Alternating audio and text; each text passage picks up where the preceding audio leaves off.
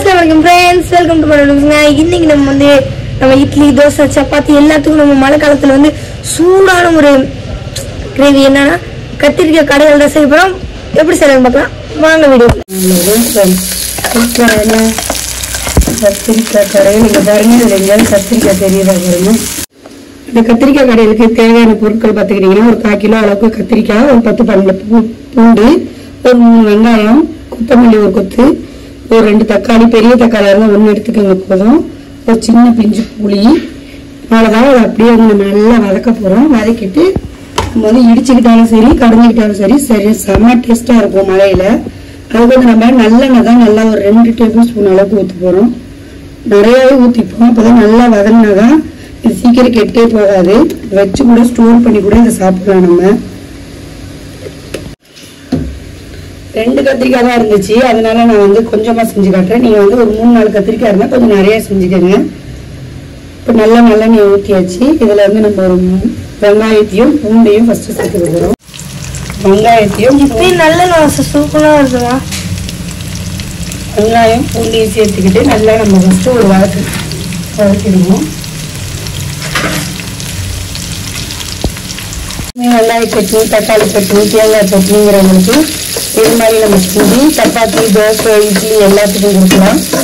அது மாதிரி பார்த்துக்கிட்டிங்கன்னா கத்திரிக்காய் பசங்களுக்கு நம்ம சாம்பார், இட்லி குழம்புலாம் போட்டா பிடிக்காது.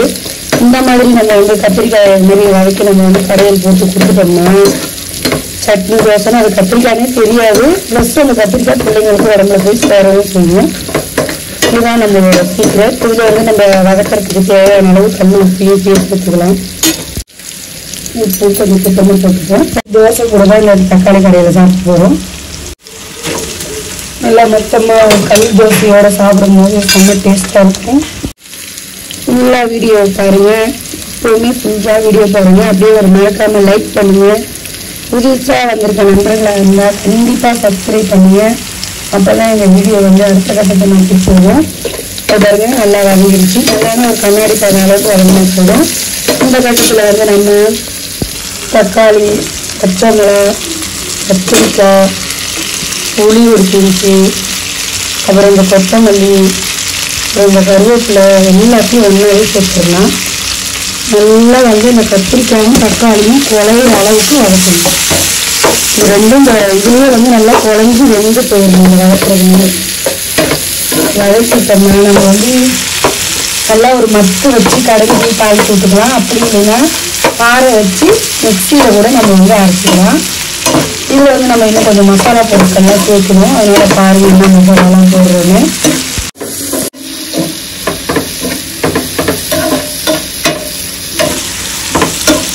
நம்ம நிறைய எண்ணெய் ஊற்றி நல்லெண்ணெய் ஊற்றி இதை செய்யறதுனால நம்ம ஒரு ஆற வச்சு ஒரு ஏர்டைட் பாட்டிலில் வச்சுக்கிட்டா கூட இந்த மழை டைத்தில் இது நம்ம நல்லா குட்டியாக அப்பப்போ எடுத்து சூடு பண்ணி வச்சுக்கலாம். அந்த மாதிரியான ஒரு டிஷ் தான் இது. நம்ம வீட்டிலலாம் நிறைய பேர்கள் இருக்கிறதுனால இந்த ஒரே விளக்கு கூட பத்தாது. சிம்பிளான ஃபேமிலி, பேச்சுலர், வெளிநாட்டில் இருக்கிற நண்பர்கள் அது மாதிரி உள்ளவங்க கூட இங்கே செஞ்சுக்கலாம். எண்ணெய் கொஞ்சம் நிறையா வச்சுக்கிறோம்.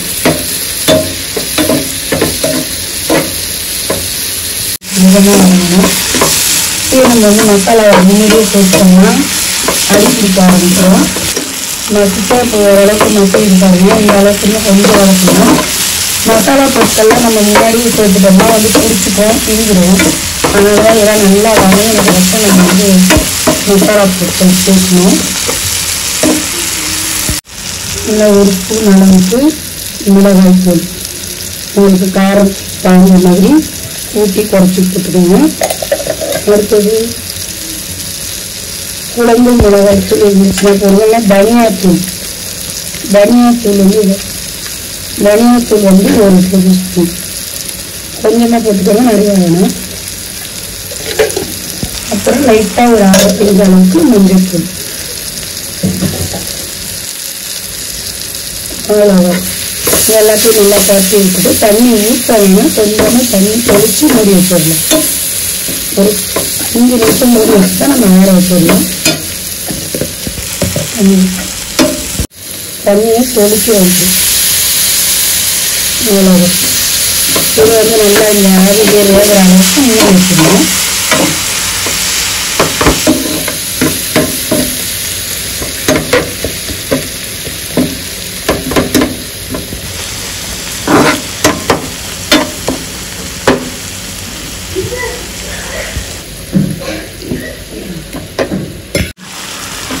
இவ்வளோதான் நம்மளோட நல்லா வதக்கியாச்சு. நல்லா வந்து கொதிச்சு வெந்து வந்துச்சு. இந்த டைத்தில் நல்லா ஆற வச்சு ஒரு முட்டு போட்டு நல்லா கரைஞ்சிக்கிட்டாலும் ஊற்றிடலாம். இல்லைன்னா மிக்ஸி ஜாரில் போட்டு கூட நல்லா நம்ம ஊற்றலாம். உரப்பா நைஸாக இல்லை, கொஞ்சம் சுத்தமாக அரைச்சிக்கிட்டு தாளிச்சு விட்டுருலாம். இந்த வெங்காயம் நமக்கு நல்லா பெரிய ஒரு அரை அரைச்சிட்டு வந்தாச்சு. கொஞ்சம் நிறையவே நல்லெண்ணெய் ஊற்றிக்கோங்க. கடுகு உளுந்து கடையே ஊற்றிக்கலாம்னு நல்லெண்ணெய், ஏன்னா அதுலேயும் நல்லெண்ணெய் தானே இருக்கணும்.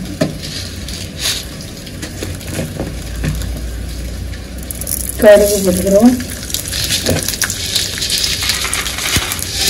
கடலை பருப்பு கொஞ்சம் போட்டுக்கிறோம். உளுந்து வந்து நான் கடுகுலேயே கலந்துட்டேன். அப்புறம் வந்து கருவேப்பிலை, தாளிப்புக்கு தேவையான கருவேப்பிலை நம்ம அரைச்சி வச்சிருக்க அந்த கத்திரிக்காய் கடையில்